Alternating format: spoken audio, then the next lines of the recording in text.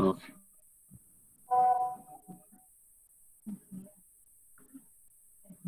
Ini dari kelompok 3 ada 11 orang yang udah masuk, saya absen ya. Ikrorobik udah. Hadir, Pak. Yang kedua Muhammad Asbi. Muhammad Asbi Saya, belum Pak. ya? Saya, Udah. Pak Hasbi Batara, Pak. Iya, Pak. Nomor 3 Cepi Yudiansah. Hadir, Pak. Oke. Nomor 4 Marce. Marce Margareta. Belum. Nomor 5 Yena Mulan. Belum juga. Nomor 6 Ye Matahari. Ye Matahari ini apa sih? Matahari apa nih? Katulistiwa. Belum. 7 Yeni Vera Anggraini. Belum. Nomor 8 Abdurrahman. Saya, Pak. Saya, Pak. Abdurrahman Karyadi. Saya, Pak. Sudah. Nomor 9 Esa Bayu Aji. Hadir, Pak.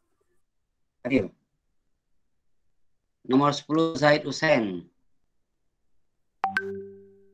Belum.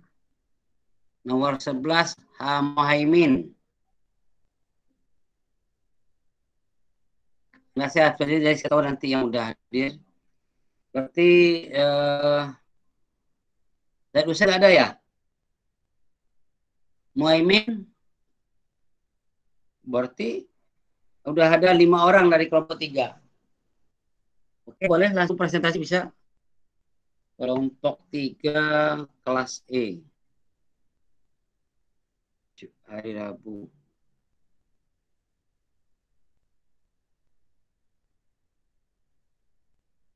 Langsung aja, Pak. Nah, silakan. Siap. Nah, ini misalnya udah 22. Ya. Pak Ikro, mohon izin mengoperatori.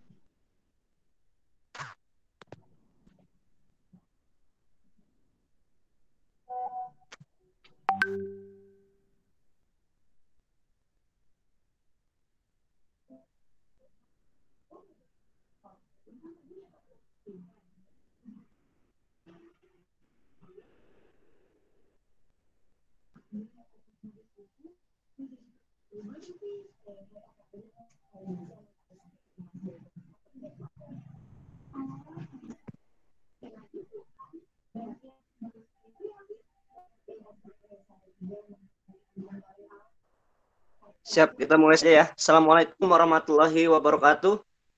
Waalaikumsalam warahmatullahi wabarakatuh. Alhamdulillah. Wabarakatuh. Alhamdulillahirabbil alamin wa bihi nasta'in wala murudina waddin wala alihi washabihi ajmain amma ba'du.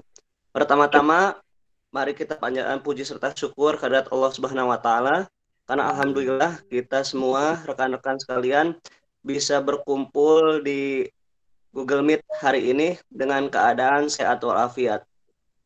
Salam serta salam semoga tetap tercurah limpahkan kepada junjungan kita Habibana wa Nabiyana Muhammad sallallahu alaihi wasallam.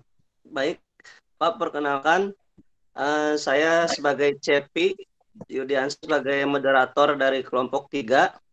Nanti mungkin pemaparan akan dibahas oleh Pak Hasbi, kemudian Pak Ikro sebagai pemaparan soal PADES ya Pak. Kebetulan dapat kebagian soal PADES. Kemudian nanti mungkin bisa saya tambahkan berdasarkan request kemarin teman-teman ada yang mau membahas soal PADES. Ya. Ya, mohon izin Pak Hasbi dan Pak Ikro soal APBDes ya.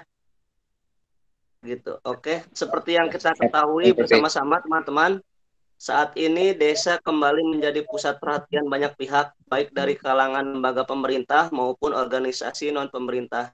Beragam sikap muncul, ada sebagian kecil yang pesimis serta mempertanyakan kapasitas desa, namun mayoritas bersikap positif dan bertindak dan bergerak langsung menuju terciptanya desa yang mandiri dan berdaya dan kedaulatan.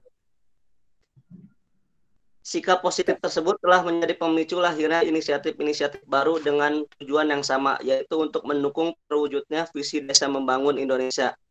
Program-program dari kementerian, negara, lembaga, pemerintah provinsi, pemerintah kabupaten, dan pemerintah kota sebagian besar juga diarahkan untuk memperkuat desa. Oke, langsung saja untuk pembahasan APBDes bisa langsung oleh Pak Ikro. Silahkan Pak Ikro, waktu dan tempat dipersilahkan.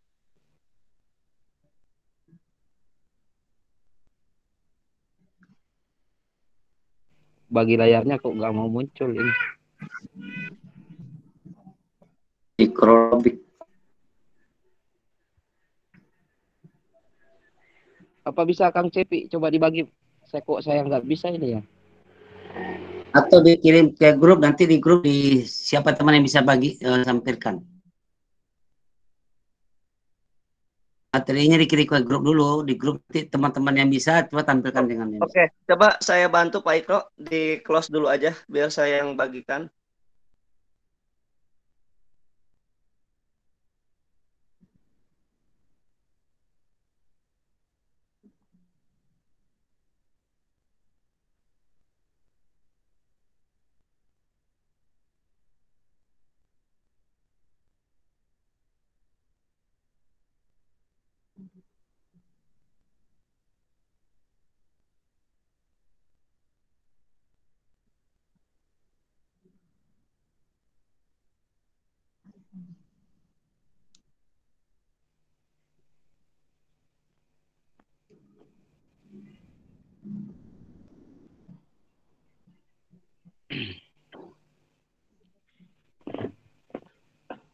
Ya baik.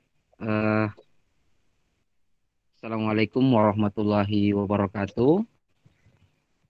Waalaikumsalam. Salam sejahtera buat kita semua. Warahmatullahi wabarakatuh. Puji syukur atas kehadirat Allah Subhanahu wa Ta'ala,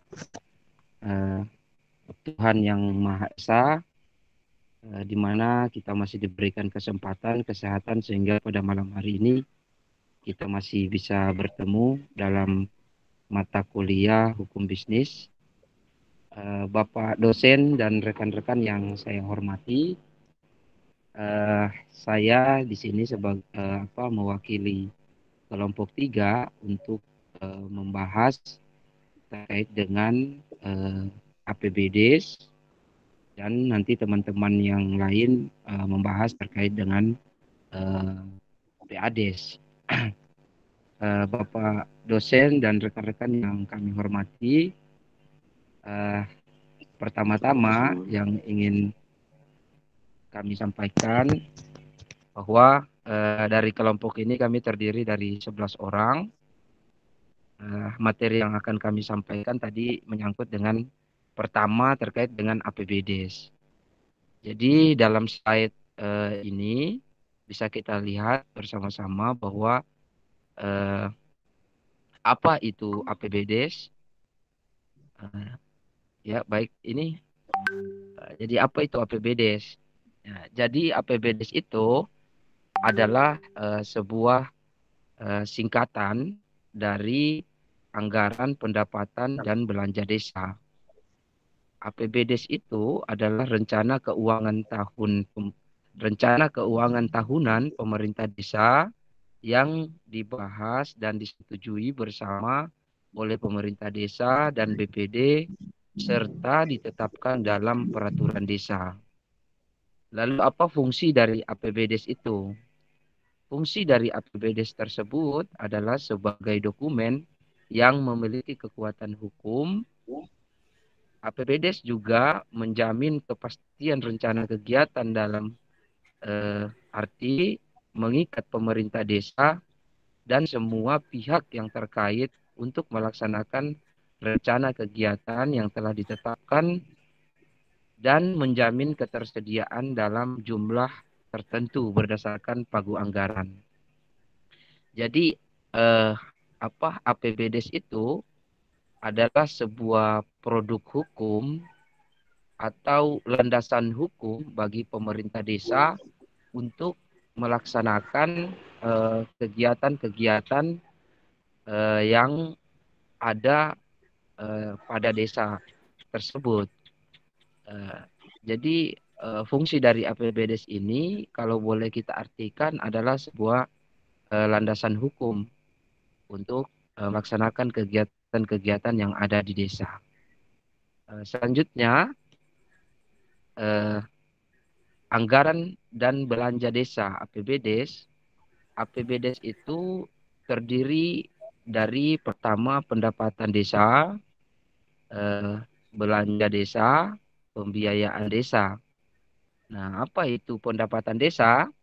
Pendapatan desa adalah semua penerimaan desa dalam 1 tahun anggaran yang menjadi hak desa dan tidak perlu dikembalikan oleh desa. Maksudnya apa? Jadi pendapatan desa itu adalah sumber yang didapatkan oleh desa dari berbagai sumber yang kita ketahui bersama bahwa ada yang bersumber dari Kementerian Desa yang kita kenal dengan dana desa. Lalu ada yang bersumber dari daerah yang kita kenal dengan alokasi dana desa atau ADD. Lalu ada juga PBH, yaitu pembagian hasil pajak. Ada juga di beberapa desa tertentu yang bersumber dari CSR atau pembagian dari perusahaan yang berada di lokasi setempat. Dan juga berasal dari PADES dari desa masing-masing yang sudah menghasilkan PADES. Lalu yang kedua, belanja desa. Lalu yang kedua adalah belanja desa. Apa itu belanja desa? Yaitu semua pengeluaran yang merupakan kewajiban desa dalam 1 tahun. Artinya bahwa desa mempunyai kegiatan-kegiatan yang sudah ditetapkan di dalam APBDes yang akan dilaksanakan dalam 1 tahun ke depan. Kalau tahun ini, maka APBDes yang kita buat yaitu kegiatan yang akan dilaksanakan di tahun 2022. Nah, lalu yang ketiga terkait dengan pembiayaan desa. Ya, pembiayaan desa merupakan semua penerimaan yang perlu dibayar kembali atau pengeluaran yang akan diterima kembali baik pada tahun anggaran yang bersifat bersangkutan maupun pada tahun anggaran berikutnya. Pembiayaan desa terdiri dari penerimaan pembiayaan dan yang kedua pengeluaran pembiayaan. Lalu pengelolaan keuangan desa. Apa yang diketahui tentang pengelolaan keuangan desa? Keuangan desa adalah semua hak-hak yang kewajiban desa yang didapat dinilai dengan uang serta segala sesuatu berupa uang dan barang berhubungan dengan pelaksanaan hak dan kewajiban desa. Lalu yang kedua ada pengelolaan keuangan desa. Apa itu pengelolaan keuangan desa? Yaitu merupakan seluruh rangkaian kegiatan yang dimulai dari tahap perencanaan, pelaksanaan, penata usahaan, pelaporan, hingga pertanggungjawaban dilaksanakan dalam 1 tahun anggaran terhitung mulai 1 Januari sampai 31 Desember atau tahun berjalan. Lalu yang seterusnya adalah terkait dengan tahap-tahap penyusunan APBDes. Tahap-tahap penyusunan APBDes. Jadi yang pertama penyusunan APBDes itu dilakukan oleh sekretaris desa, di mana sekretaris desa ini membentuk tim penyusun tim penyusun APBDes terdiri dari perangkat lainnya, lalu merancang peraturan APBDes. Selanjutnya setelah tim penyusun dan sekretaris desa menyusun rancangan APBDes ini, lalu disampaikan kepada kepala desa. Nah, kepala desa kemudian meng-cross check rancangan yang dibuat oleh tim penyusun dan sekretaris desa tadi. Ketika rancangan ini sudah dianggap sesuai dengan aturan-aturan yang berlaku, lalu disampaikan kepada BPD untuk dibahas, disepakati bersama oleh pemerintah desa, BPD, dan pihak-pihak yang terkait dalam penyusunan APBDes ini. Nah, lalu yang selanjutnya adalah terkait dengan dasar hukum penyusunan APBDes tersebut. Apa landasan hukumnya? Yaitu yang pertama, Undang-Undang Desa Nomor 6 Tahun 2014, Peraturan Pemerintah Nomor 43 Tahun 2014, lalu ada Undang-Undang Nomor 6 Tahun 2014, ada Peraturan Pemerintah Nomor 47 Tahun 2014, Peraturan Pemerintah Nomor 43 Tahun 2014, dan perubahan-perubahannya sampai Peraturan Pemerintah Nomor 43 Tahun 2014. Lalu ada Peraturan Pemerintah Republik Indonesia Nomor 60 Tahun 2014 tentang dana desa. Kemudian Peraturan Pemerintah Republik Indonesia Nomor 22 Tahun 2015. Lalu ada perubahan atau 60 Tahun 2014 tentang dana desa yang bersumber dari APBN. Peraturan Menteri Dalam Negeri Nomor 20 Tahun 2018. Lalu di masing-masing daerah membuat perbuk, karena ini persoalan perbuk ini bermacam-macam di setiap daerah, terserah dari kebijakan dari bupatinya untuk pengelolaan keuangan desanya. Lalu ada peraturan tentang RPJMDes, peraturan tentang RKPDes, dan selanjutnya peraturan tentang APBDes. Lalu kalau kita mengacu pada aturan-aturan yang baru-baru ini, yaitu Perpres nomor 104, terus ada PMK 190 yang mengatur tentang pengelolaan keuangan desa, yaitu tentang dana desa. Kemudian ada asas pengelolaan keuangan desa APBDes. Ini merupakan asas yang wajib dilaksanakan oleh pemerintah desa dalam pengelolaan keuangan desa. Apa itu? Yang pertama adalah terkait dengan transparansi. Ada akuntabel, ada partisipasif, ada tertib dan disiplin anggaran. Apa itu transparansi? Yaitu terbuka atau keterbukaan dalam arti segala kegiatan dan informasi terkait pengelolaan keuangan desa dapat diketahui dan diawasi oleh pihak lain yang berwenang.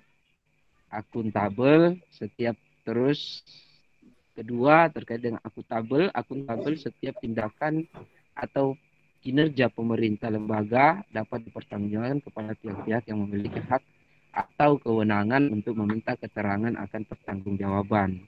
Lalu ada yang bersifat partisipatif. Apa itu partisipatif? Yaitu setiap tindakan dilakukan dengan mengikut sertakan keterlibatan masyarakat, baik secara langsung maupun tidak. Jadi di sini yang dimaksud dengan partisipatif ini, setiap kegiatan-kegiatan yang dilaksanakan oleh desa, baik itu dalam musyawarah, lalu pembuatan perdes, tentang aturan-aturan yang akan dijalankan di desa itu melalui partisipatif atau keikutsertaan masyarakat dalam pembahasan peraturan yang ditetapkan oleh pemerintah desa. Lalu ada tata tertib disiplin anggaran. Anggaran harus dilaksanakan secara konsisten dengan pencatatan atas penggunaannya sesuai dengan prinsip-prinsip akuntansi keuangan desa. Nah, jadi di desa itu berbeda dengan lembaga-lembaga yang lain tentang keuangan. Desa mempunyai perhitungan sendiri terkait dengan keuangan desa. Ada namanya, kalau kita kenal, teman-teman di desa semua paham terkait dengan Siskuedes. Jadi ada Siskuedes yang memang mengatur tentang bagaimana terkait dengan pelaporan keuangan desa. Mungkin Bapak dosen, saya berikan dulu ke teman-teman yang lain yang ingin berpartisipasi dalam pemaparan materi ini, karena tadi sebelumnya kami sudah ada kesepakatan dengan teman-teman yang lain bahwa ini akan disampaikan oleh Pak Hasbi, lalu nanti disampaikan oleh Pak Cepi. Mungkin itu sementara Pak dosen. Cuman saya ingin menambahkan sedikit, Pak. Saya ingin menambahkan sedikit terkait dengan ini di luar dari slide yang sudah ditampilkan. Jadi perlu kita ketahui bersama. Pak Ikro, sebentar dipotong. Ini mohon izin Pak dosen, ini kondisi di rumah saya mati lampu. Jadi kalau misalkan slide yang nggak bergerak, mohon maaf, berarti sinyalnya hilang ya. Pas banget. Oh, nggak apa-apa. Pas banget di detik ini. Iya. Jadi pas mati lampu. Nanti dikirim di grup slide-nya. Gak apa-apa Pak dosennya. Nah, kita maklum dengan kondisi saya. Masa di Tangerang saya pulang maghrib, tadi kehujanan juga. Pulang kerja 5:30 sampai kampus di Karawaci, hujan deras. Akhirnya bertahan sampai jam 6:30 sampai maghrib itu. Kondisi nggak apa-apa. Kondisi alam, apalagi musim hujan ya, nggak apa-apa. Ya. Ya. Oke. Pak Ikro, nanti saya lanjutkan. Saya lanjutkan sedikit Pak ya.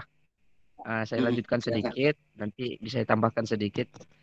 Jadi perlu kita ketahui bersama bahwa dalam penyusunan APBDes ini tidak semerta-merta kita menyusun APBDes, tapi tentu ada proses-proses yang kita lakukan sebelum penyusunan APBDes ini. Jadi yang diantaranya proses-proses yang kita lakukan ini adalah pencermatan RPJMDes, di mana RPJMDes ini adalah sebuah visi misi dari kepala desa, usulan dari yang akan dilaksanakan dalam 6 tahun dalam masa periode kepala desa dalam 6 tahun. Lalu dalam pencermatan itu maka pemerintah desa membentuk tim penyusun RKPDes. Nah, di mana RKPDes ini memuat terkait dengan usulan-usulan masyarakat yang sudah termuat di dalam RPJMDes. Jika ada memang usulan yang baru, maka akan dilakukan review RPJMDes. Nah, setelah RKP ini ditetapkan oleh pemerintah desa, dibuatkan perdes RKP-nya, baru selanjutnya pemerintah desa melakukan penyusunan APBDes. Jadi tahapannya seperti itu Pak. Karena di slide tadi kami tampilkan hanya penyusunan APBD saja. Jadi saya ingin memperlengkap sedikit terkait dengan tahapannya tadi. Baik, terima kasih Pak dosen. Mungkin saya serahkan ke teman-teman yang lain untuk melanjutkan. Silakan Pak Hasbi. Hasbi, silakan. Oke. Terima kasih atas kesempatan telah diberikan. Izin melanjutkan Pak dosen. Ya. Tadi sudah disampaikan oleh Pak Ikro terkait tentang apa itu APBDes. Di sini kami membagi 3 peran untuk penyampaian slide ini, karena memang APBDes ini lingkupnya lumayan luas. Jadi di sesi ini saya akan melanjutkan tentang siapa-siapa saja yang akan terlibat dalam proses pelaksanaannya, Pak. Jadi mungkin Pak Cepi bisa ditampilkan slide-nya, Pak.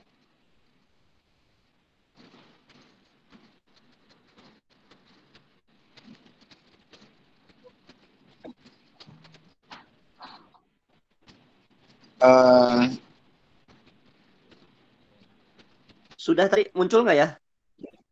Oh iya. Coba saya berbagi lagi ya. Iya, Pak. Sambil menunggu, mungkin saya sedikit paparkan juga terkait tentang siapa-siapa saja yang terlibat dalam proses penyusunan dan pengelolaan APBDes.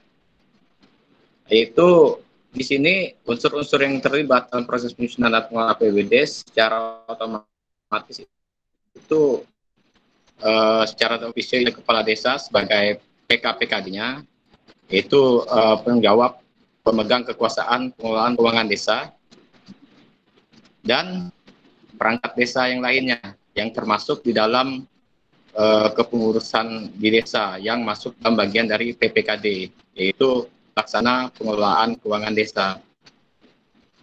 Dari unsur-unsur itu, masing-masing unsur memiliki kewenangan dan tugas masing-masing. Adapun kepala desa sebagai pemegang kekuasaan pengelolaan keuangan desa mempunyai kewenangan itu jelas menetapkan kebijakan tentang pelaksanaan APBDes. Yang kedua, menetapkan kebijakan tentang pengelolaan barang atau aset milik desa. Yang ketiga, menetapkan pelaksana pengelolaan keuangan desa, yaitu PPKD tadi.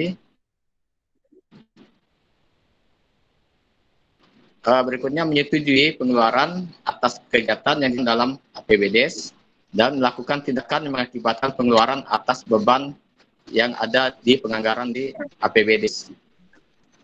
Adapun sub PPKD tadi yang telah disampaikan ini terdiri dari sekretaris desa, aku koordinator. Berikutnya yaitu kaur dan kasih, ya, kepala urusan dan juga kepala seksi yang membidangi sesuai dengan bidangnya.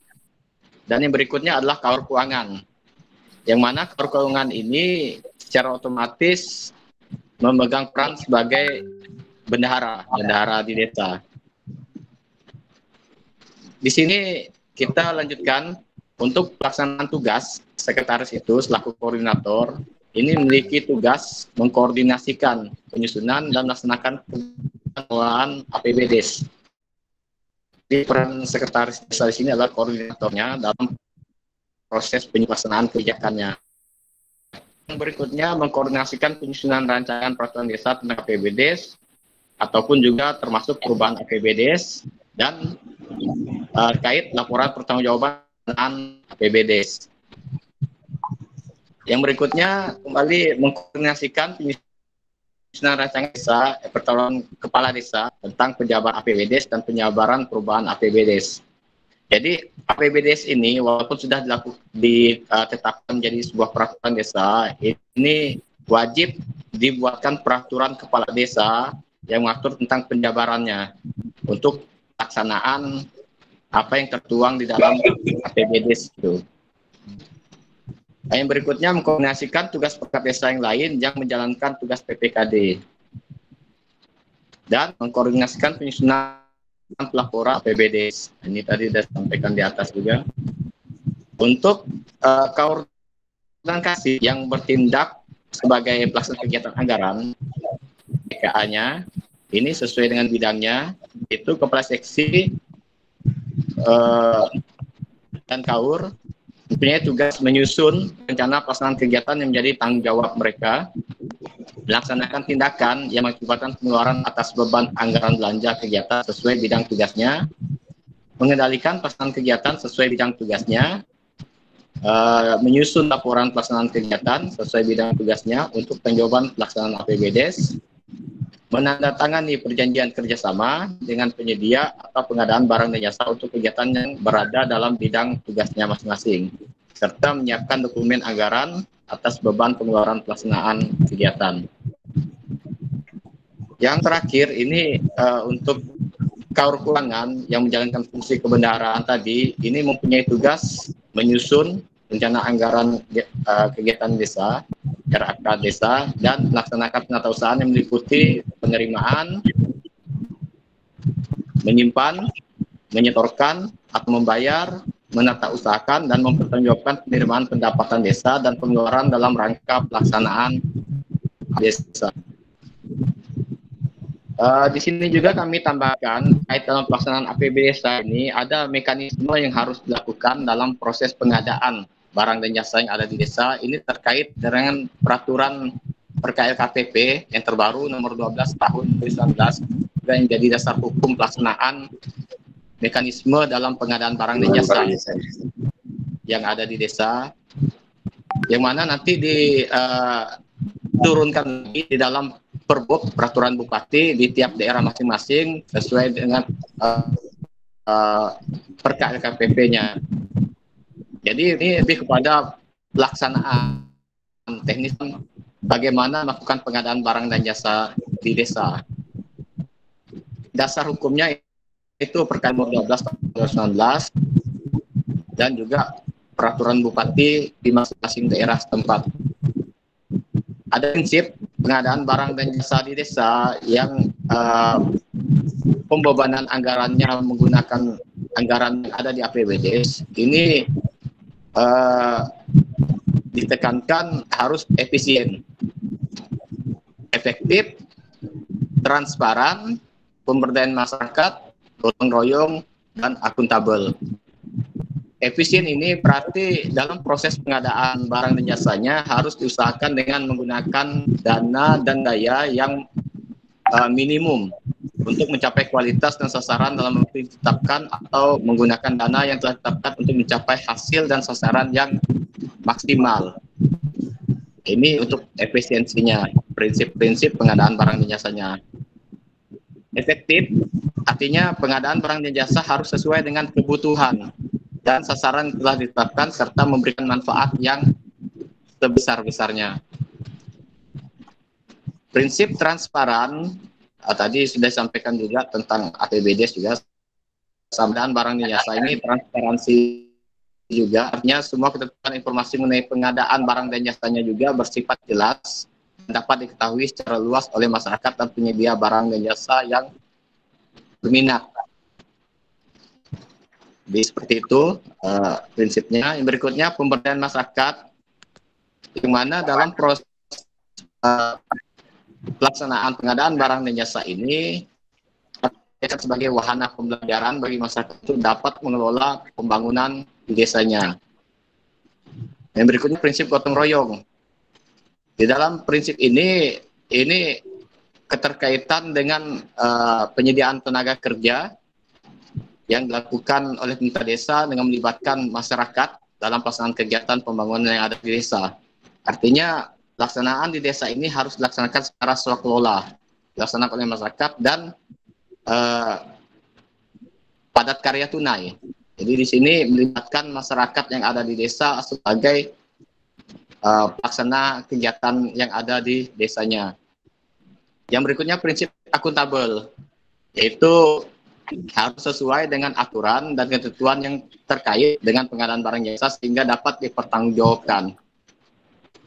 Nah, ini prinsip-prinsip dalam pengadaan barang dan jasa yang ada di desa. Adapun organisasi pengadaan barang dan jasa yang ada di desa dalam pelaksanaan APBD ini, itu tadi sudah dijelaskan termasuk PPKD, yang mana di situ ada pelaksana kegiatan anggaran PKA. Yang mana dalam hal kegiatan yang karena sifat dan jenisnya tidak dapat dilakukan sendiri oleh pelaksana kegiatan anggaran tadi, maka dapat dibantu oleh tim pelaksana dalam pengadaan barang dan jasa di desa. Yang dulunya biasanya disingkat TPK, sekarang sesuai dengan Permendagri 20, ini jadi TPBJ. Jadi TPBD ini juga ditetapkan oleh kepala desa dengan keputusan kepala desa. Yang mana TPBD ini terdiri dari unsur-unsur dari pemerintah desa yang dalam hal ini adalah pelaksana kewilayahan.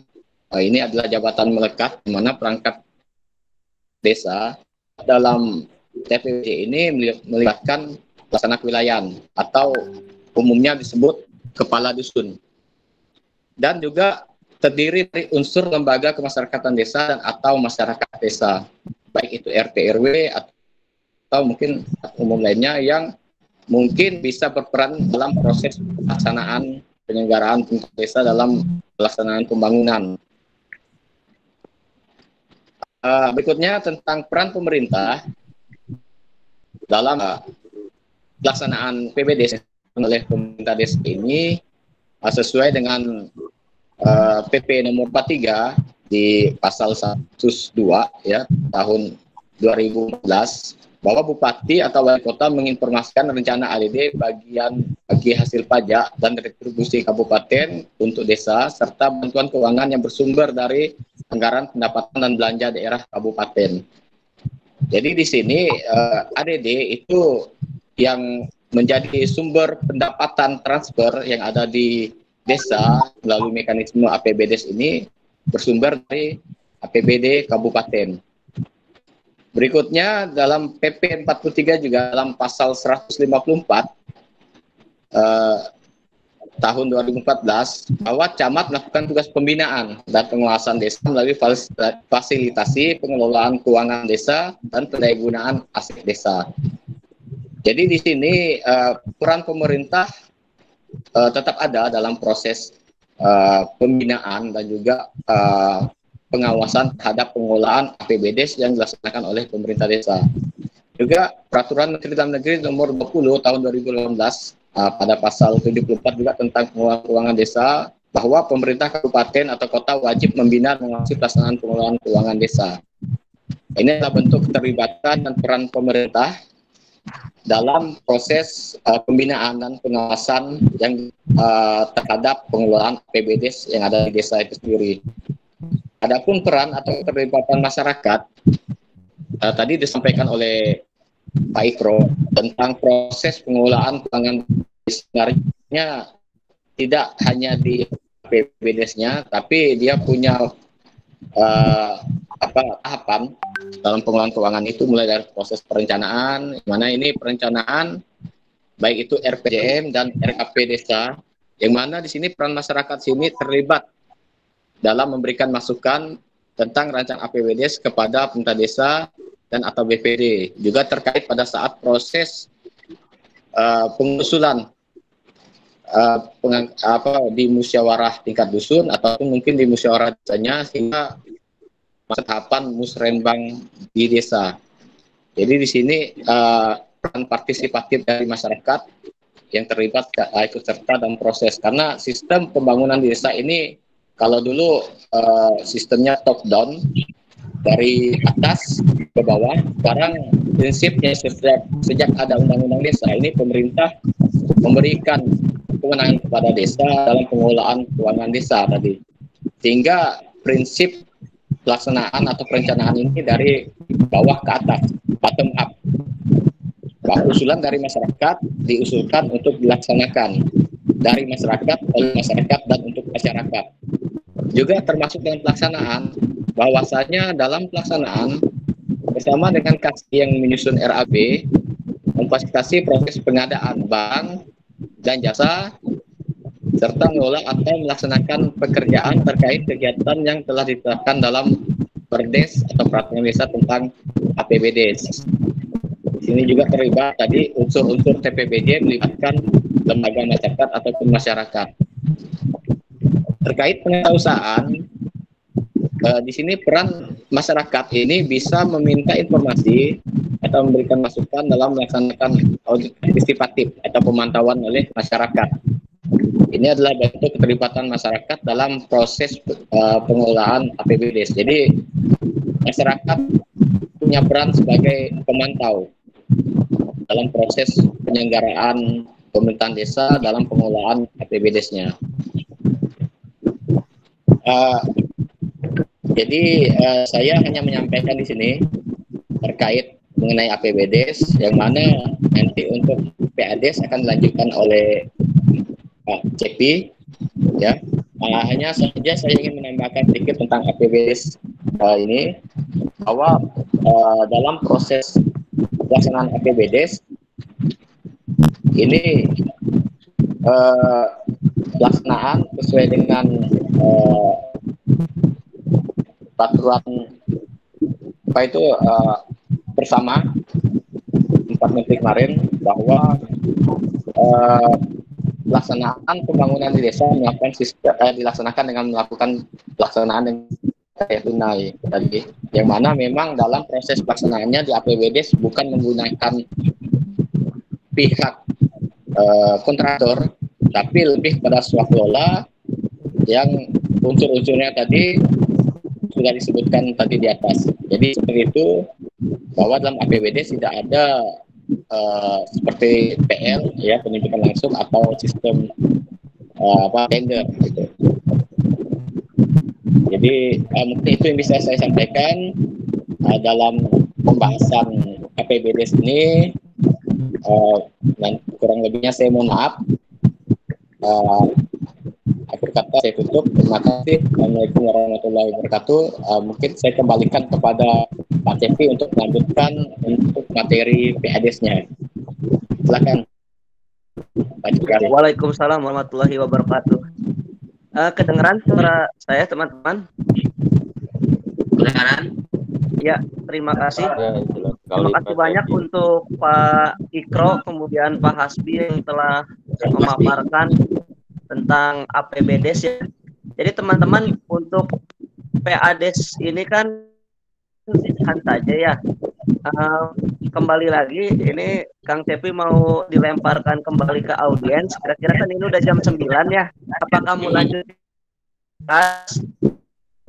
atau mau kita diskusi saja, atau misalkan ada yang mau dikatakan, kira bagusnya seperti apa nih? Mohon dosen minta pendapatnya juga, karena kan ya, biar jenuh juga rekan-rekan. Jadi ingat waktunya jam 9, apakah langsung pertanyaan saja? Kalau soal PADes mungkin walaupun tidak bisa dijelaskan kali ini, bisa di-share nanti materinya lengkap.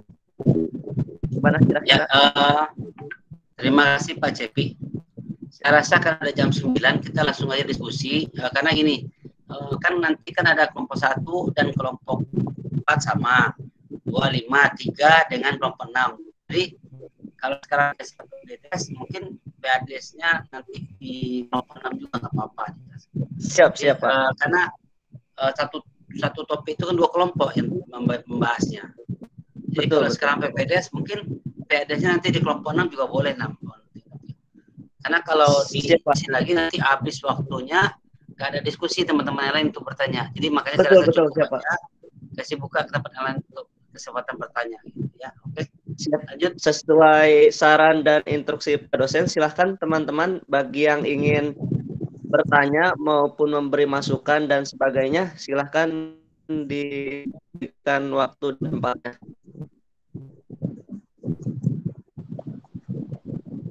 Terima kasih. Kan? Mohon izin Kang Cepi. Siap. Yang bertanya tolong sebutkan nama dan angka di belakang ya. Andi Kurniawan. Nah, yang bertanya atau sebutkan nama dan 4 angka di belakang nomor siswa, angka di belakang nomor siswanya. Jadi nggak usah disebut semua, cukup Pak angka di belakang aja. 1637 Pak. 1637 ya? Iya Pak. 1637 Andi Kurniawan. Iya Pak. Baik Pak, terima kasih. Ya. Ya, terima kasih juga selamat ya kepada teman-teman kelompok tadi yang sudah presentasi. Saya mau meluruskan sedikit tadi yang dijelaskan teman-teman dari KPP itu adalah pengadaan yang harus swaklola. Namun dalam sepengetahuan saya juga di produk hukum tentang LKPP itu juga sebenarnya itu tetap cara pengadaan barang di desa yang tidak dapat dilaksanakan oleh swakelola atau di desa itu sendiri itu bisa di apa ya, itu bisa oleh penyedia lainnya, dalam artian keterbatasan desa itu untuk menyediakan barang dan jasa di desa tersebut itu bisa dilaksanakan oleh penyedia di luar desa. Kurang lebih seperti itu, Pak. Terima kasih. Assalamualaikum warahmatullahi wabarakatuh. Waalaikumsalam warahmatullahi wabarakatuh. Ya, terima kasih Pak Andi atas masukan ya tadi ya. Luar biasa. Silahkan mungkin dari rekan-rekan maupun kelompok juga bagi yang mau menambahkan, silahkan. Ya, mungkin saya bisa menjawab sedikit pertanyaan dari Pak Andi ya tadi ya. Pak Asbi. Dikasih aja bertiga yang bertanya dulu atau berikan tanggapan, nanti baru dijawab. Oh iya, Siap, Pak. siap. Silakan Pak Arfan. Arfan, nomornya? Kelompok kita, Pak. Saya mau sanggahi tanya Pak Andi tadi. Sebentar. Nah, Andi, Pak Arfan, nomornya berapa? 1608, Pak. Satu kelompok. 1608. Satu kelompok, Pak. Teman-teman yang Pak Cep. Ini kelompoknya Pak. Mau menjawab pernyataan. Ya, mau menjawab pernyataan dari Pak Andi tadi. Pernyataan tadi. Ya. Halo, Assalamualaikum Pak Ade Sutisno. Ade Sutisno ya. 05. Oke, 05. Kaitan dengan APBD, saya mau menanyakan tentang penyusunan RKAP dan penyusunan APBD.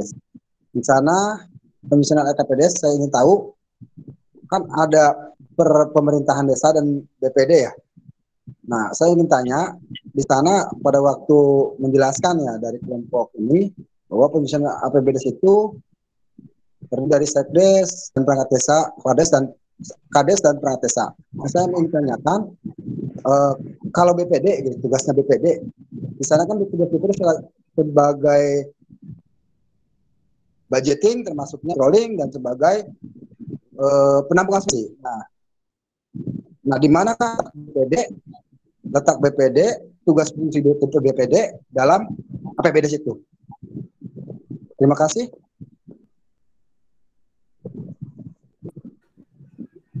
Boleh jawab?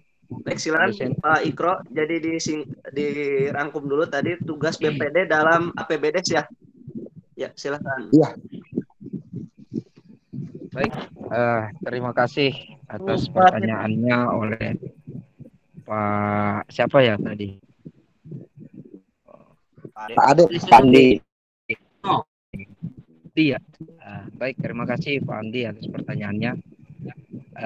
Begini, jadi kita ketahui bersama bahwa BPD itu mempunyai tugas yang tadi disebutkan oleh Pak Andi, salah satunya adalah controlling, budgeting, apalagi satunya ya tadi ya.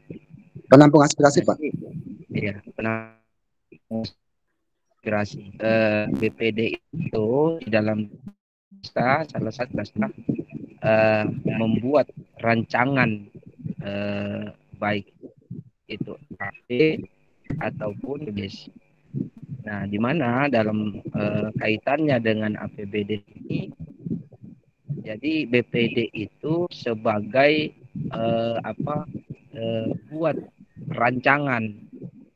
Jadi dari pembuat rancangan untuk menetapkan kegiatan yang akan dilaksanakan di 2000 selanjutnya, maksudnya kalau sekarang ya 2022.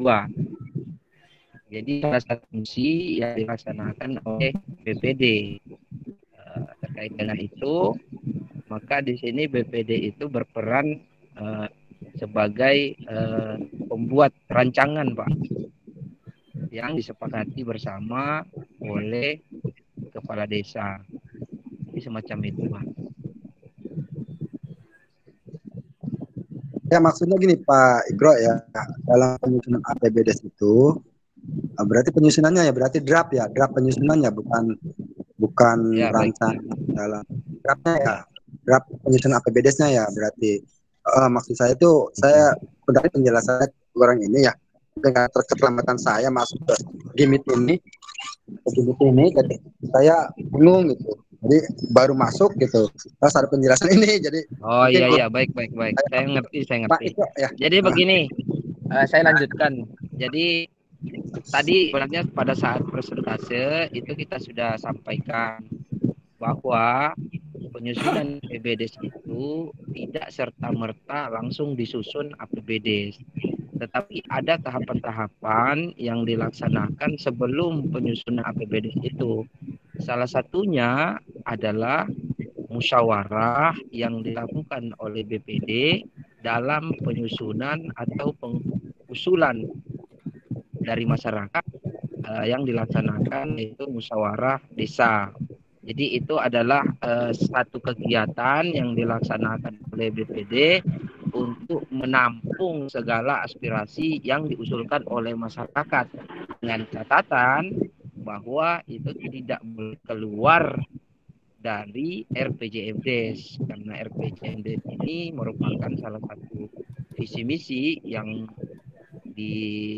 buat oleh kepala desa, sehingga kepala desa terpilih menjadi kepala desa. Adapun nanti ada usulan masyarakat yang keluar dari RPJMDes, maka tim penyusun RPJMDes tadi yang dibentuk oleh desa itu melakukan review terhadap RPJMDes yang terkait usulan yang tidak termasuk di dalam RPJMDes. Jadi itu salah satu fungsi dari BPD tadi sebagai penampung aspirasi masyarakat. Nah, selanjutnya setelah RKP ini selesai dan ditetapkan, maka tahap selanjutnya adalah penyusunan APBDes. Nah, penyusunan APBDes ini berdasarkan RKP. Jadi tahapannya seperti itu, Pak. Setelah itu, setelah hasil-hasil penyusunan RKP, kegiatan-kegiatan yang termasuk di dalam RKP itu disesuaikan dengan pagu anggaran. Jadi itulah yang ditetapkan oleh kepala desa bersama BPD dalam musyawarah APBDes itu. Mungkin seperti itu, Pak Andi. Gini Pak Ikro ya, setelah RKP ya tadi Pak Ikro itu masalah RKP ya. Berarti kalau misalkan ada kegiatan tahun 2000 sebelumnya, misalkan di tahun 2021, misalkan ada kegiatan di dalam RKP itu tidak terakomodir di dalam APBDes tahun 2022 misalkan. Apakah nanti di kegiatan tersebut bisa dimasukkan kembali di tahun 2022 untuk dijadikan RKP atau bagaimana? Ini minta penjelasan Pak Ikro. Jadi kami misalkan boleh. Mohon izin Pak Ade, sebelum melanjut, ini kan pertanyaan kedua ya. Mungkin tadi Pak Arfan siap. Ya, Pak Arfan silahkan tadi kita bergilir dulu ya, biar pada dapat nilai ini Pak dosen. Ya silakan Pak Arfan. Terima kasih Pak Ketua TP. Pertama Pak Andi, pernyataannya Pak Andi terkait pengadaan barang dan jasa. Memang di PRK LKPP ada 3 hal yang disampaikan. Pertama, kalau pengadaan barang dan jasanya di bawah 50 juta, dia hanya tim pelaksana kegiatan yang melaksanakan. Artinya dia bisa mengunjungi beberapa penyedia untuk mengecek kesesuaian harga. Nah, ketika budgetnya sudah melebihi atau di bawah dari 100 juta, ini pelaksana kegiatan mengunjungi 2 penyedia jasa untuk meminta penawaran. Nah, di kami juga ada Perbub tentang pengadaan barang dan jasa, sehingga Perbub ini yang digunakan ke masing-masing desa.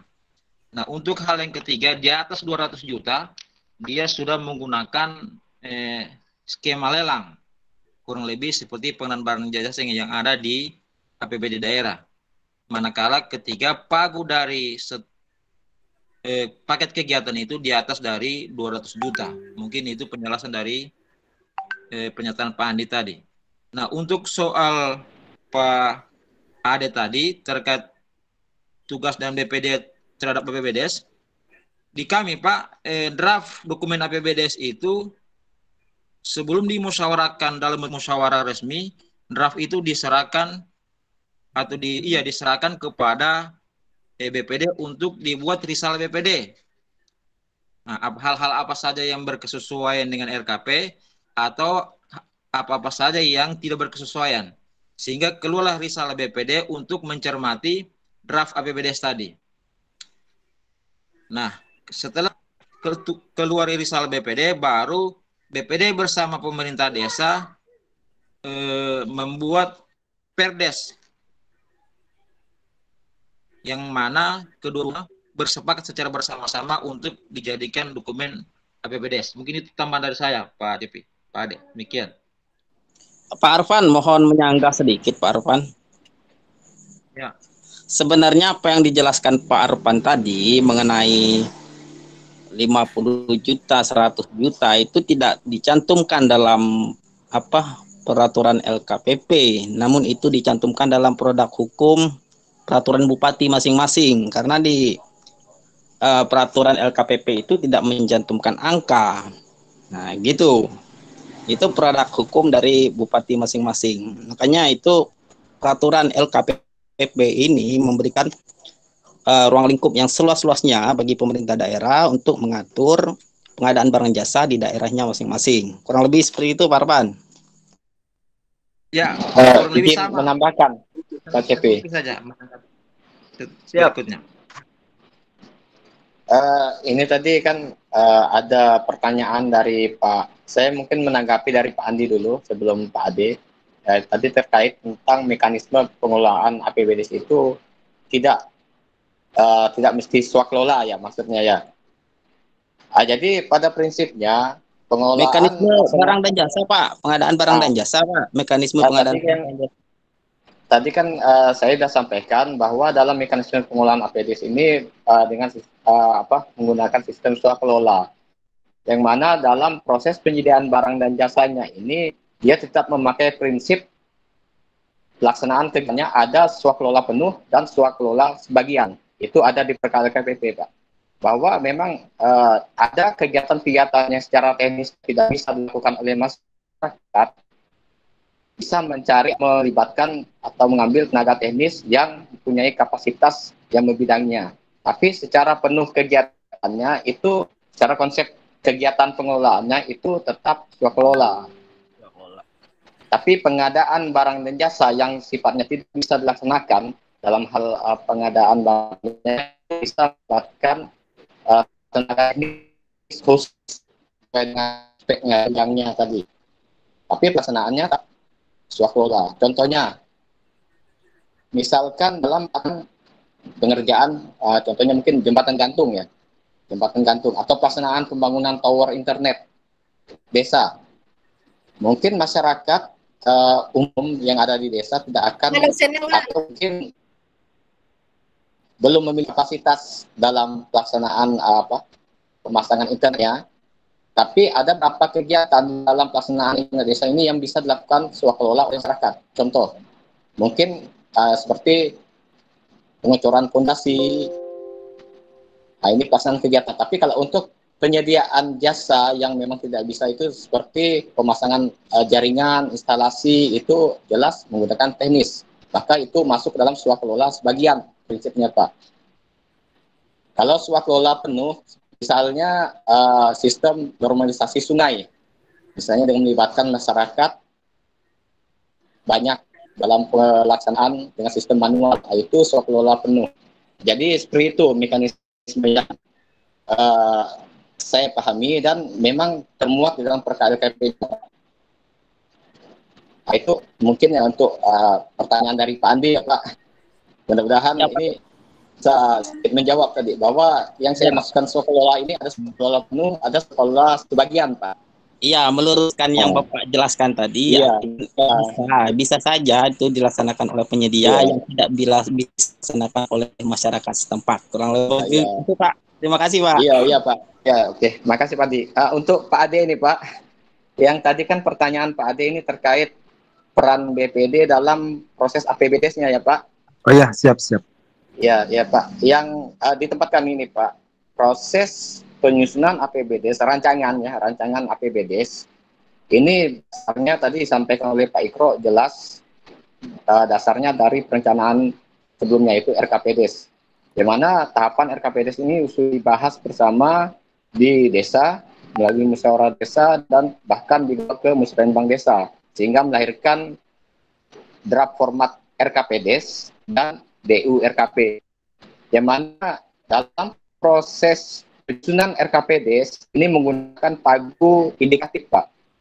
Pagu perkiraan, mengindikasi berapa besar dana untuk yang akan didapatkan oleh desa untuk pelaksanaan tahun ke depannya. Jadi sehingga kegiatan-kegiatan yang diinventarisir dari APBDes ini mungkin bisa saja banyak sesuai dengan perkiraan dana sesuai pagu indikatif.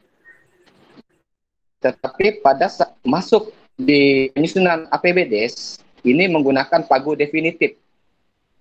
Yang mana pagu definitif ini adalah pagu tetap yang sudah didapatkan oleh desa, baik itu ADD maupun DD, yang ditetapkan berupa peraturan bupati tentang besaran ADD dan DD yang diterima oleh desa sesuai dengan PMK. Jadi seperti itu, sehingga akhirnya ada penyesuaian kegiatan-kegiatan yang akan termuat di dalam APBDes karena sesuai dengan dana yang tersedia. Nah, jadi di sini kegiatan-kegiatan tadi yang ada di RKPDes mungkin setelah menyesuaikan dengan anggaran yang ada di desa ini akhirnya ada beberapa kegiatan yang mungkin tidak mampu atau tidak termuat dalam APBDes, sehingga APBDes yang disajikan dalam rancangan itu adalah kegiatan-kegiatan yang sebagian besar ada dalam RKPDes tapi tidak. Dan APBDes ini akan dibahas bersama. Jadi sebelum disetujui oleh BPD, ini akan dibahas dulu oleh BPD. Yang mana fungsi BPD sini adalah mengawal tadi proses perencanaan, pelaksanaan, apakah kegiatan yang masuk dalam penganggaran tadi ini sudah sesuai tidak dengan perencanaan dan kesesuaian tentang terkait dengan besaran anggaran. Nah, jadi seperti itu peran BPD supaya dalam proses pelaksanaan APBDes itu tidak melenceng dari proses perencanaan yang telah disepakati bersama di musyawarah desa. Nah, ini filternya BPD adalah memastikan ya seperti halnya tidak adanya proyek siluman gitu Pak. Ini salah satunya juga Pak. Mungkin itu yang kami pahami. Mudah-mudahan sedikit bisa memberi menjelaskan. Mungkin hanya itu saya sampaikan, kurang lebihnya saya mohon maaf. Saya kembalikan lagi kepada Pak Kevin. Terima kasih. Siap, terima kasih Pak Hasbi. Kemudian tadi Pak Ikro, Pak Ade, Pak Andi, Pak Arfan ya. Diskusinya menarik. Kira-kira dosen mau dilanjut atau lagi ke audiens? Barangkali ada yang mau bertanya. Mohon izin Pak dosen. Suara Pak dosennya nggak kedengaran. Speakernya belum aktif. Masih di mute. Ya, ini memang waktu sih tidak seberapa. Tapi yang penting ini kan di anggota grup ada 5 yang ada di lagi belum ada yang memberikan tanggapan Abdurrahman Karyadi dan Esa Bayu. Terus teman-teman yang mau bertanya silakan ya. Karena supaya nilainya ada variatif. Jadi karena kalau hanya beberapa orang ngobrol itu aja nilai yang ada, yang lainnya nanti kosong. Siap, silakan. Pak ya, Pak dosen mau tanya. Saya mau tanya. Saya Pak dosen izin bertanya. Pertama Zainal Rahman, yang kedua Salawati. Ya, oke. Zainal Rahman dulu. Oke, terima kasih Pak dosen. Saya 1653. Bagaimana APBDes itu jika ada keadaan mendesak desa seperti sekarang ini kan wabah COVID-19 dan di desa kami itu banyak sekali yang meninggal dan ternyata penguburan itu dikembalikan ke desa. APD-nya dan tiap pemulasaran itu dibebankan ke desa, sedangkan desa tidak menganggarkan dalam APBD tersebut. Solusinya seperti apa jika sudah ada perubahan? Mungkin dari PADes. Silakan, terima kasih. Siap, terima kasih Pak Jainal. Ya, Yang rampung dulu pertanyaannya. Ditanggung. Ya, silakan Ibu Sarawati. Terima kasih Pak Cepi. Assalamualaikum warahmatullahi wabarakatuh. Selamat malam Pak dosen juga kawan-kawan yang digemit pada malam hari ini. Saya lebih tertarik kepada pelaksanaan APBDes ya. Tadi disebut dalam presentasi bahwa dalam proses pengelolaan keuangan desa ada yang namanya pengawasan berbasis masyarakat.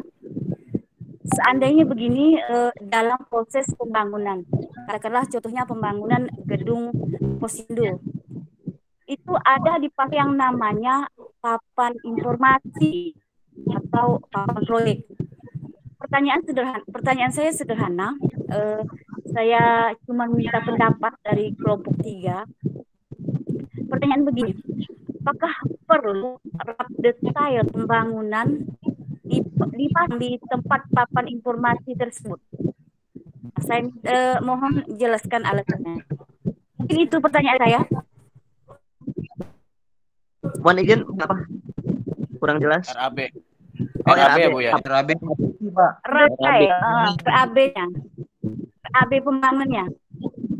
Oke, maksudnya panjang di depan per desa gitu ya? Bukan Pak, kan itu kan biasanya kan ada yang namanya Ya, Pak. Oh, di mana saja? Oke, siap. Oke, di siap pembangunan ya.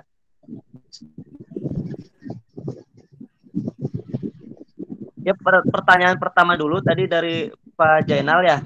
Ketika APBD mendesak, anggaran bisa diubah ya? Siapa yang mau menjawab? Izin menjawab. Bisa saya jawab, Haji. Siap. Oh, siap. Esa Bayu Aji, silahkan. Ya, saya mau menjawab Pak Zainal dahulu. Untuk Pak Zainal tadi kan boleh tidak dilakukan perubahan setelah perubahan APBD siapa ya? Iya. Selama desa masih mempunyai anggaran dan itu memang mendesak, itu masih bisa, Pak. Karena di peraturan juga perubahan APBD masih bisa dilakukan lebih dari 1 kali. Mohon maaf Pak, peraturan yang mana ya yang bisa 1 kali? Di Permendagri itu, Pak. 20 tahun 2018. Enggak ada Pak. Kalau di 20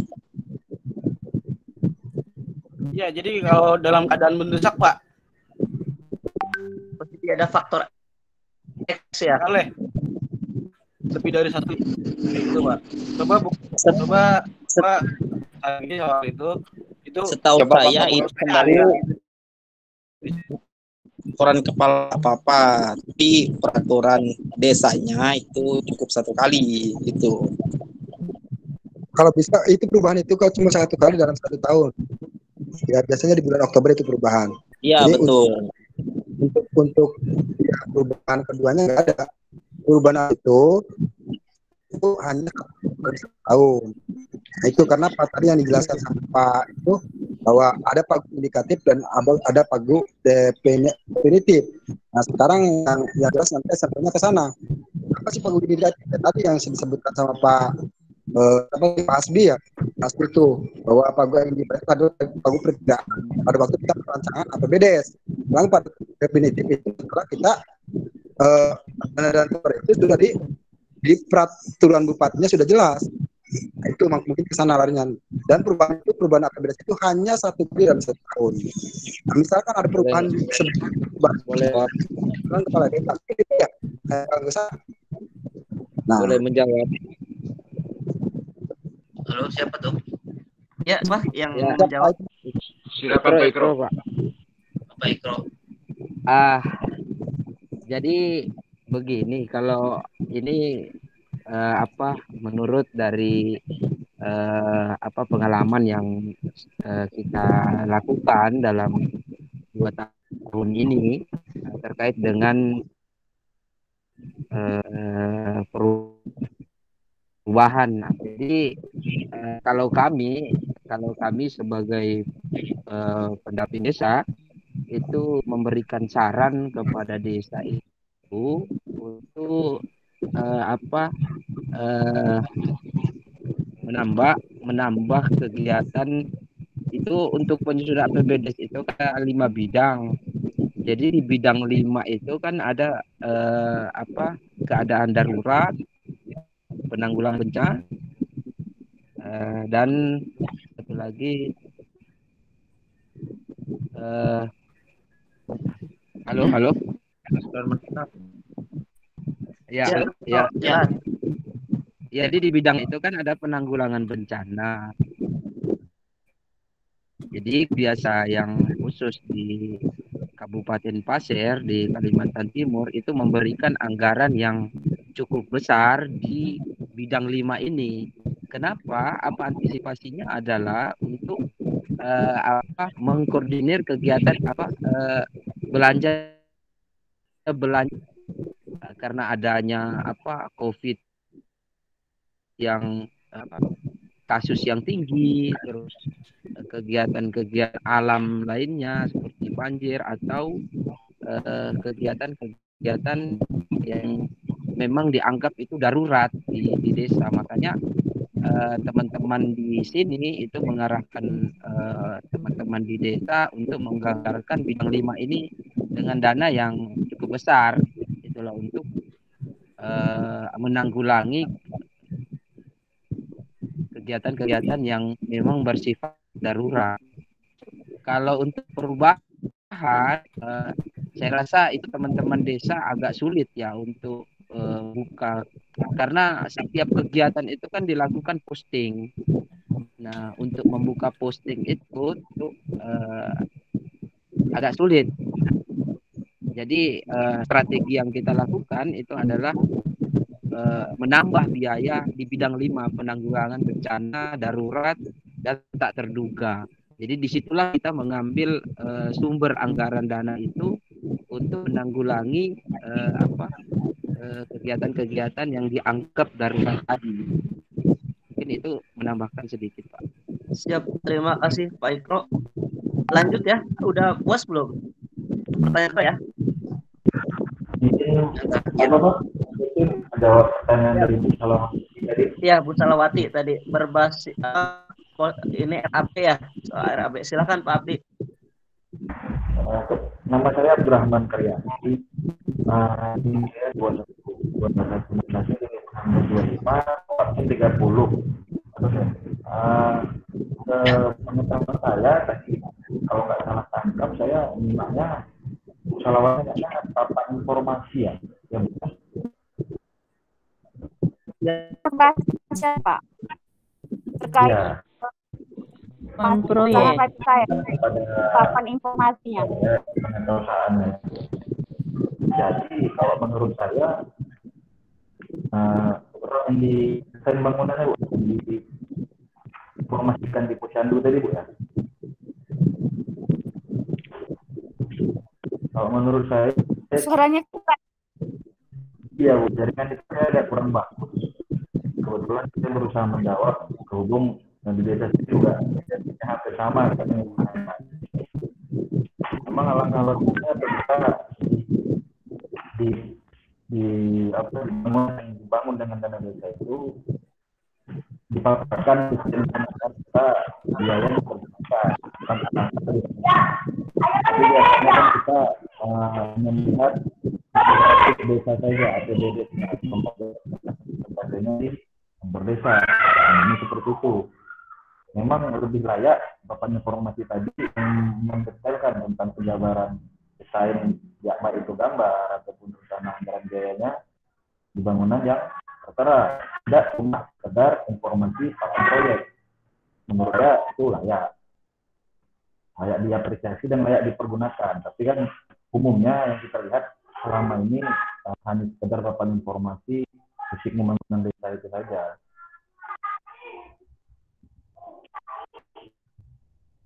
Kalau menurut saya sih bagus memang dimanfaatin sebagai fungsi controlling bagi masyarakat untuk lebih mengetahui anggaran desa itu dikemanakan. Kalau menurut saya sih jawaban saya begitu saja Bu Salawati. Izin menambahkan. Terima kasih Pak Abdi. Ya silakan Pak Hasbi. Tadi terkait, saya lupa tadi ada pertanyaan dari Bapak siapa tentang perubahan APBDes itu. Pak Denal. Nah, di sini Pak, mungkin Bapak belum baca secara penuh di dalam Permendagri 20 itu Pak. Bapak bisa buka pasal 40 Pak, ayat 2. Yang mana di dalam pasal 40 ayat 2 ini menjelaskan bahwa perubahan APBDes hanya dapat dilakukan 1 kali dalam 1 tahun anggaran, kecuali dalam keadaan luar biasa. Adapun kegiatan luar biasa ini sebagaimana dimaksud dari ayat 2 ini harus diatur lagi dengan peraturan bupati. Peraturan yang di atasnya lagi, kebijakan pemerintah di atasnya. Sehingga itu menjadi dasar kita melakukan perubahan APBDes yang berikutnya tadi. Jadi APBDes tidak mutlak hanya 1 kali dalam 1 tahun dan Oktober. Bisa saja dilakukan di bulan Juni, atau bulan apapun apabila memang akan dilakukan perubahan. Tapi pengecualian khusus apabila ada dalam keadaan luar biasa dan mendesak tadi, itu sudah dijelaskan sebenarnya oleh Pak Iko tadi dengan Pak Esa tadi ya, itu bahwa ada dasar hukumnya Pak, jelas itu di Permendagri 20 pasal 40. Bapak bisa baca di situ di ayat 2-nya itu menjelaskan hanya saja dalam proses perubahan APBDes ini tetap berpedoman dengan RKPDes. Artinya sebelum melakukan perubahan APBDes harus melakukan perubahan RKPDes-nya dulu. Dan setelah itu baru dilakukan perubahan APBDes-nya diikuti dengan perubahan peraturan kepala desa terhadap penjabarannya. Jadi mekanismenya tetap diikuti, tapi bisa dilakukan. Artinya untuk kejadian di luar daripada kemampuan manusia tadi, bukan keinginan kita yang mendesak atau darurat tadi luar biasa itu bisa dilakukan bahkan berkali-kali Pak di sini Pak. Nah itu ini untuk penjelasan untuk menjelaskan tadi yang ditanyakan terkait tentang perubahan APBDes. Yang ditanyakan oleh Bu Salawati mungkin ya ini pemahaman masing-masing orang mungkin berbeda pemahaman dalam penafsiran dalam transparan tadi tentang apa boleh RAB itu ditempelkan di papan informasi di tempat umum, tempat masyarakat. Banyak ya Bu Salawati. Khususnya di tempat kami mungkin kita di pendamping gitu kan, kita bagaimana supaya dalam proses pengelolaan desa ini bisa transparan. Jadi perlu peran aktif masyarakat di sini. Dalam artian transparan ini kalau prinsip saya ini bukan berarti telanjang. Nah, ini transparan berarti telanjang karena mungkin misalkan tadi RAB yang kita niatnya mau transparan, ini menurut saya ini ditempelkan di tempat umum. Bisa saja mungkin masyarakat yang mengerti, yang paham membaca RAB tidak akan mempermasalahkan. Tapi ada beberapa hal di dalam RAB ini yang tidak akan dipahami oleh masyarakat awam. Contoh, di dalam RAB ini setiap belanja yang menggunakan anggaran pemerintah ini akan dikenakan pajak, PPN, TPH. Sehingga dalam proses penganggaran di RAB ini pajak itu akan ditambahkan dalam harga barang yang termuat di dalam RAB. Sehingga mungkin kalau dilihat oleh masyarakat awam, kacamata masyarakat, ini akan terjadi penggelembungan harga barang. Sehingga akan ada terjadi miskomunikasi. Sebenarnya memang perlu ada peran edukasi juga terhadap masyarakat terkait tentang seperti apa sih APBDes dan bagaimana mekanisme dalam penganggarannya. Itu mungkin proses itu bisa saja dilakukan oleh berbagai pihak, baik itu pemerintah desanya, mungkin di momen-momen tertentu seperti musyawarah desa, pertanggungjawab itu bisa, juga mungkin bisa disampaikan oleh BPD juga. Karena peran BPD ini adalah perwakilan masyarakat. Karena BPD ini adalah lembaga pemerintahan yang menjalankan fungsi pemerintahan desa, juga dia perwakilan masyarakat. Sehingga informasi-informasi seperti itu bisa disampaikan untuk pemberian atau memberikan pemahaman atau edukasi kepada masyarakat tadi. Jadi seperti itu. Artinya kalau transparan, kalau pada saya itu bukan artinya ada beberapa hal yang mungkin untuk kita tunjukkan, tampakkan. Mungkin ada beberapa hal secara prinsip yang mungkin tidak perlu untuk ditunjukkan. Karena mengingat tadi mungkin ada pemahaman yang akan berbeda nanti di kemudiannya. Nah, mungkin itu yang bisa saya sampaikan. Terima kasih. Siap. Begini Pak Hasbi, kalau saya transparannya tidak keterbukaan ya, sama-samar saja ya. Karena transparan loh. Transparan ini artinya sama-samar, bukan terbuka gitu. Itu Pak Hasbi ya? Iya, itu. Betul. Transparan bukan berarti telanjang ya tadi yang seperti dijelaskan Pak Hasbi. Ya, karena di awal dijelaskan teman semua audiens itu yang terbuka, menerima gitu. Daya tangkap itu bisa mengerti isi yang kandung dalam RAB gitu. Iya betul, jangan terbuka deh. Tapi tetap ketika masyarakat ingin menanyakan RAB, ya lebih baik langsung ke pihak desa lah ya. Jangan minta dipaksa untuk ditampilkan di publik gitu ya. Iya, sama-sama lah, kurang lebih seperti itu. Perangkat desa berperan aktif juga untuk edukasi masyarakat. Siap, Pak Permensius, silakan. Mungkin terakhir kali ya Pak ya. Kasihan Pak dosen nih. Iya, sudah 2141 nih. Saya mau silakan, yang pertama saya sampaikan mau berbagi pengalaman terkait dengan apa yang dipertanyakan oleh Ibu Salawati tadi. Itu yang pertama. Yang kedua nanti saya akan bertanya sedikit saja. Terkait dengan papan informasi. Papan informasi ini kan mau menunjukkan bahwa di desa tersebut ada kegiatan A atau B yang menggunakan biaya dari APBN tersebut.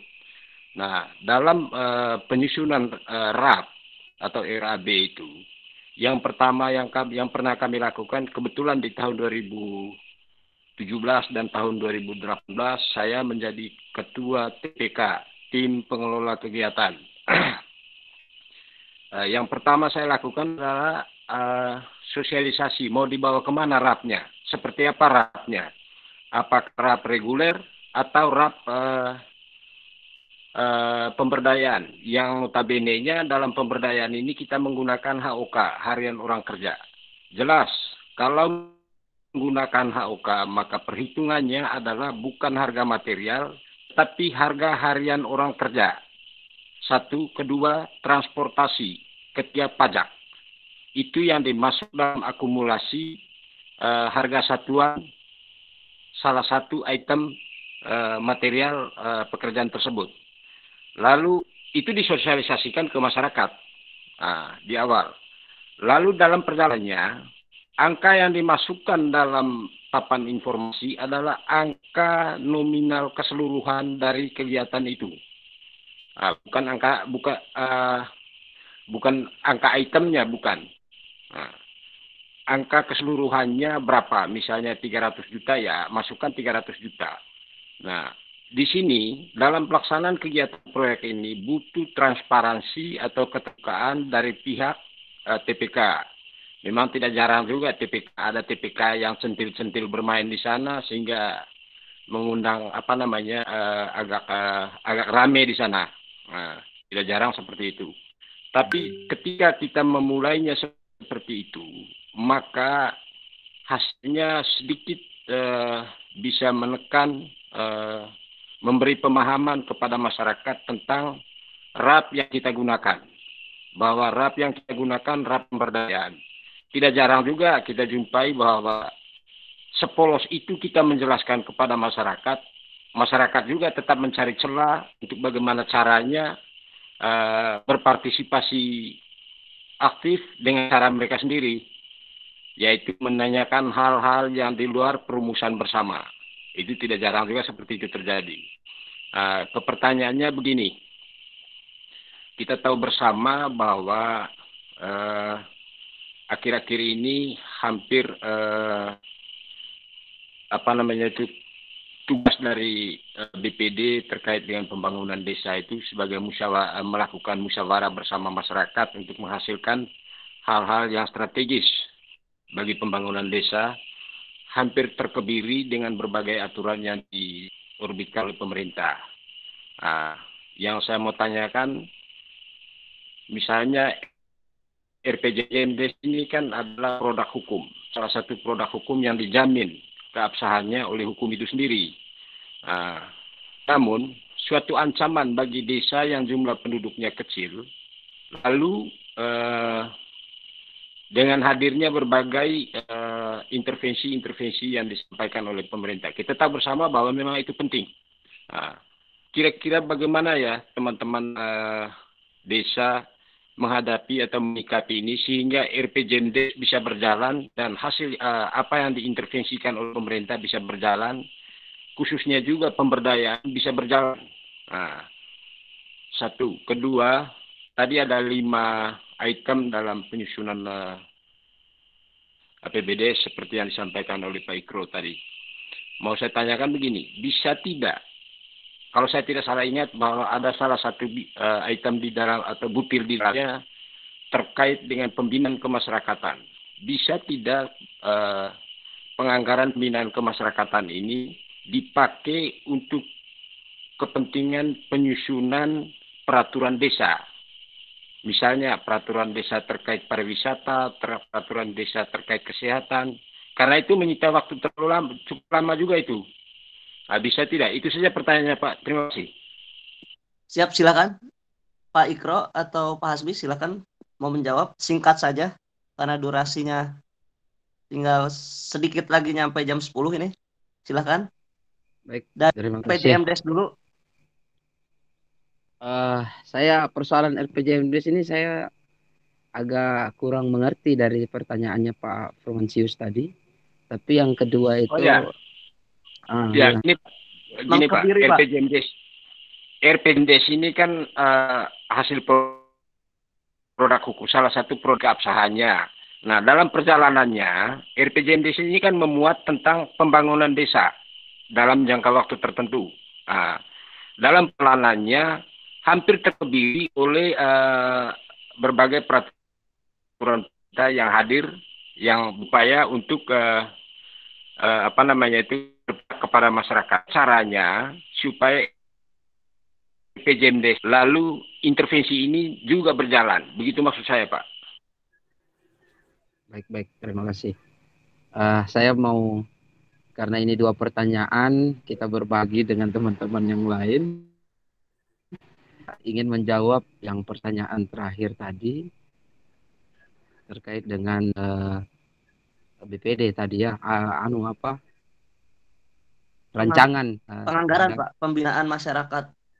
Ya, maksud Pak Fromasius kan bagaimana dana itu tadi dialih ke kegiatan untuk membuat perdes atau apa yang menyangkut dengan peraturan-peraturan yang ada di desa. Jadi sebenarnya untuk pengelolaan keuangan desa itu sudah diatur, lalu dibagi dalam bidang-bidang, yaitu ada 5 bidang disebutkan sudah di atas tadi. Nah, terkait dengan pembuatan perdes, sebenarnya ini tidak kegiatan pembinaan. Itu adalah porsi dari BPD. Nah, BPD tugasnya adalah membuat proposal untuk kegiatan yang akan dilaksanakan pada tahap berikutnya. Apa-apa saja kegiatan yang akan dilaksanakan dalam 1 tahun ke depan.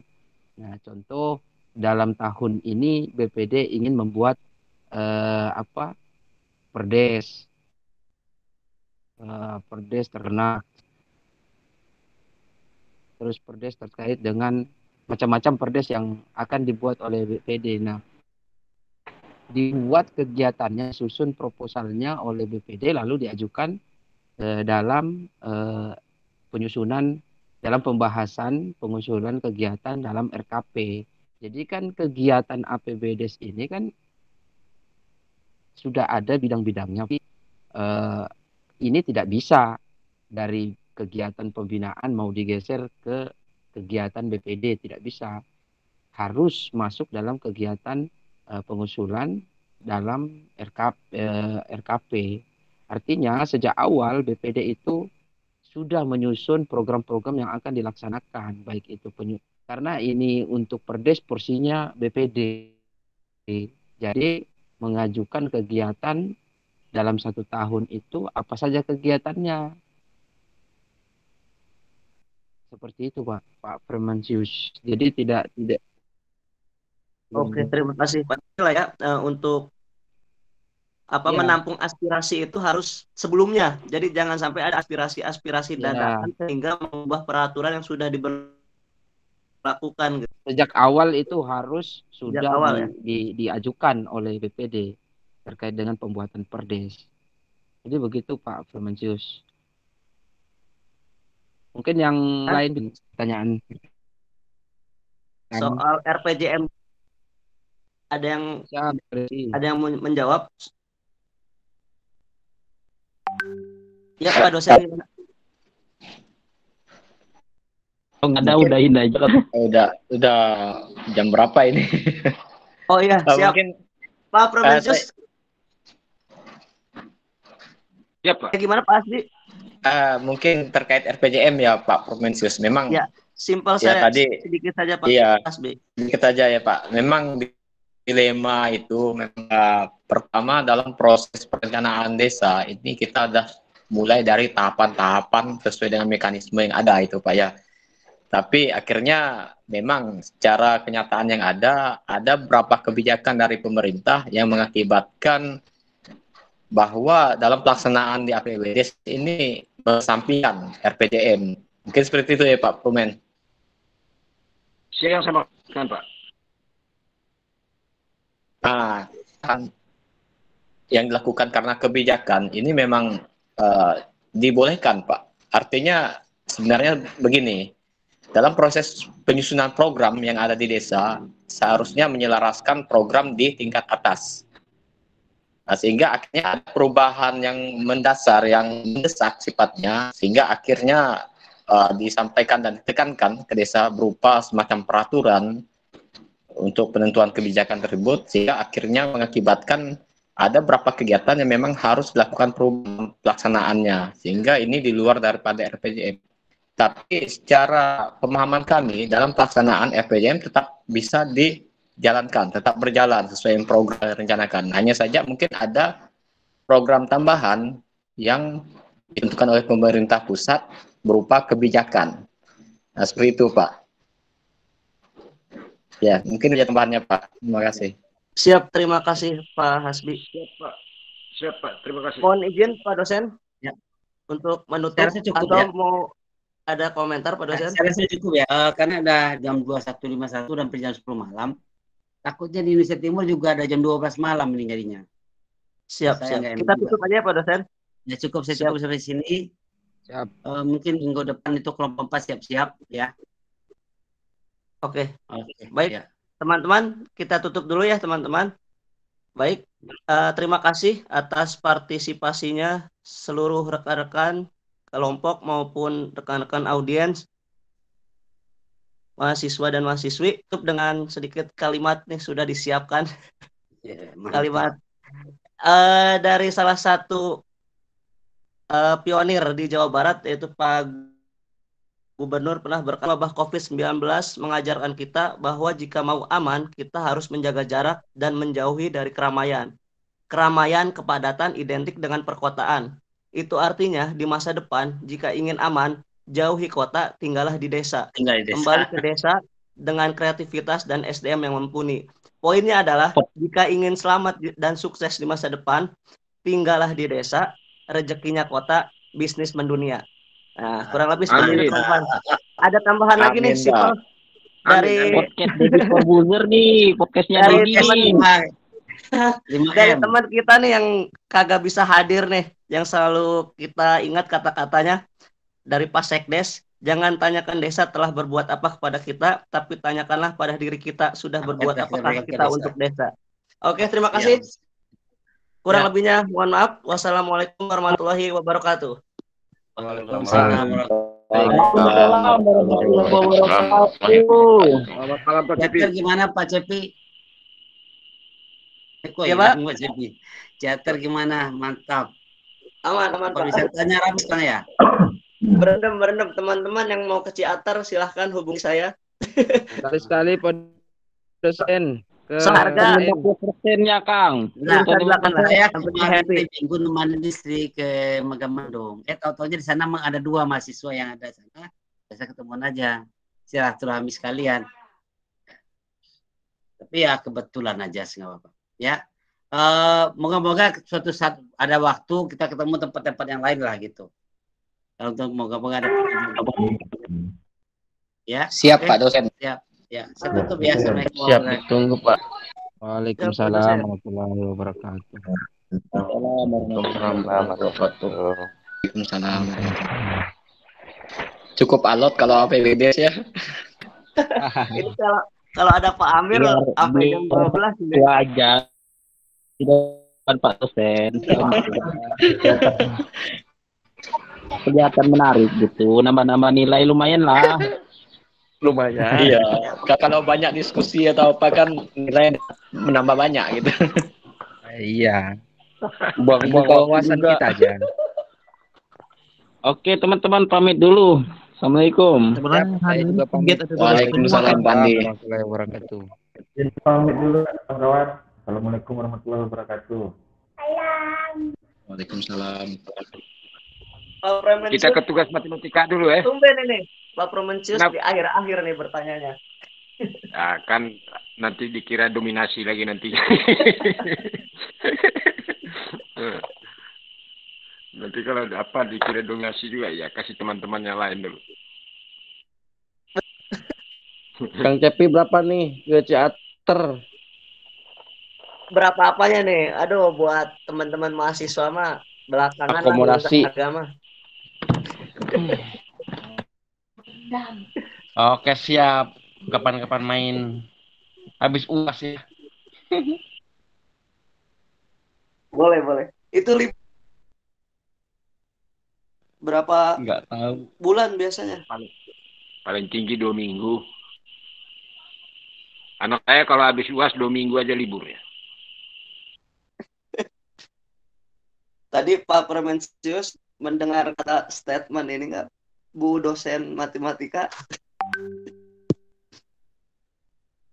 Ya lumayan lah. Ngeri-ngeri sedap juga ya, tidak ada remedial. Terus tapi harus bagus. Aduh. Berjamaah copy paste. Tapi dia sempat dengar juga soal berbagi tadi. Dia bilang nanti berbagi. Iya, berbagi. Di UAS saja. Tenang Kang Cepi yang paling itu. Bagus. Kalau matematika tuh Kang Cepi. Kang Cepi dengan Pak Andi. Mana ini Pak Andi ini? Bandi nanti kalau sudah selesai tugas matematikanya dikit ya. Siap. Jangan sampai remedial lagi. Iya. Kalau remedial lagi. Tapi puji Tuhan. Dia bilang, Pak Abu lihat tadi bilang, di semester 1 saja adanya matematika ini. Saya mau bilang bersyukur. Betul.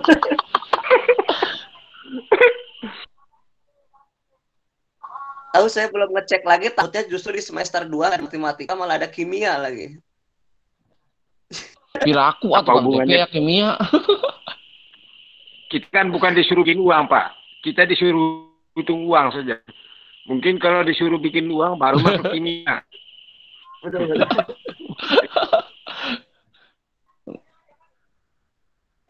Oke, siap. Sebenarnya matematika kepake nggak sih di desa gitu loh? Tanpa matematika juga hitungan set, hitungan bunga itu masih berjalan di desa, hidup semua itu.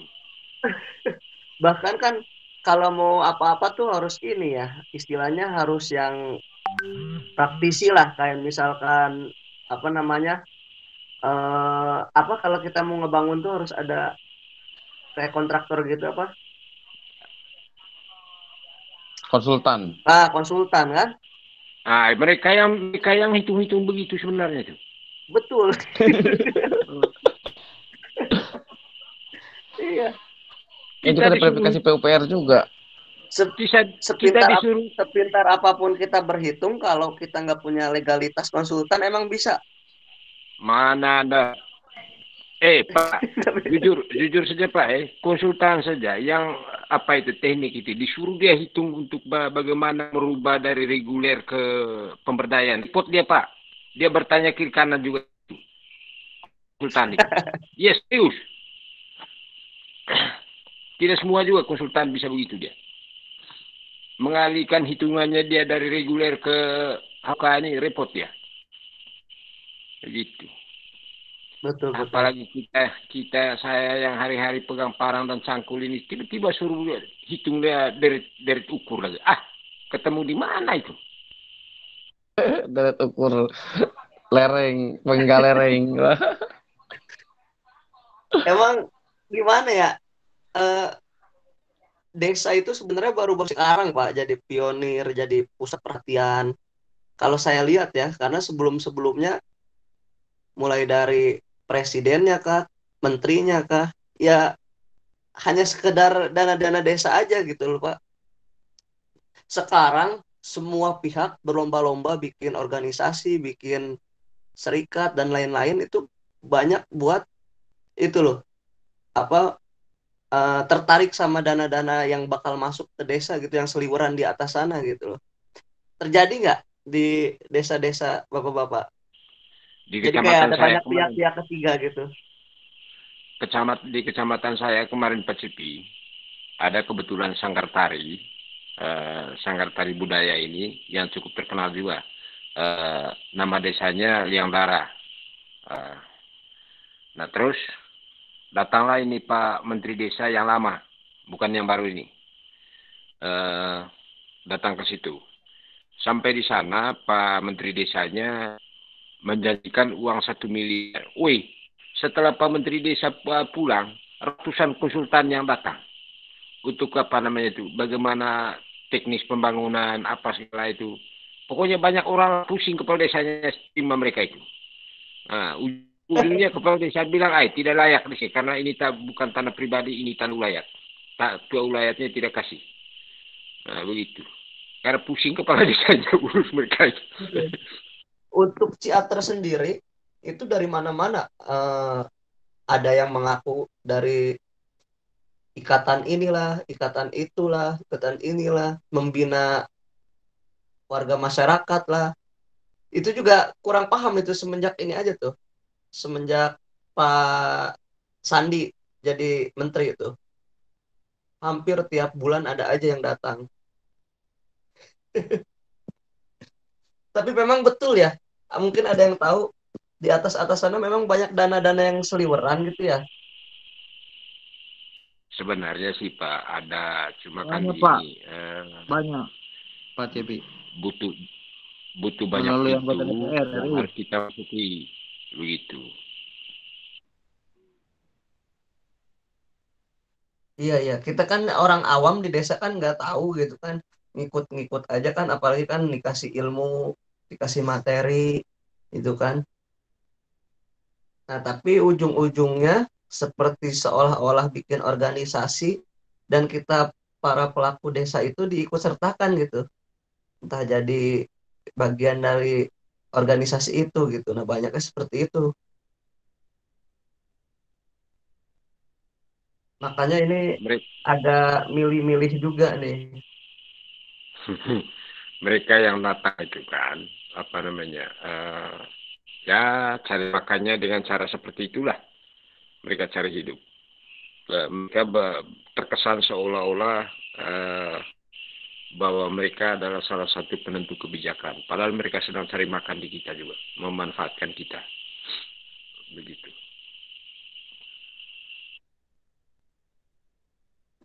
Oke. Itu juga, tapi kadang cuma sekali dua kali gitu Pak.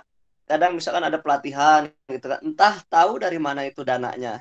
ya benar kita dikasih uang saku, kita dikasih makan, tapi itu bukan dari dinas gitu loh, pihak ketiga gitu kan. Tapi setelah itu hilang, nggak nanti beberapa bulan, 6 bulan atau setahun yang akan datang lagi seperti itu tuh.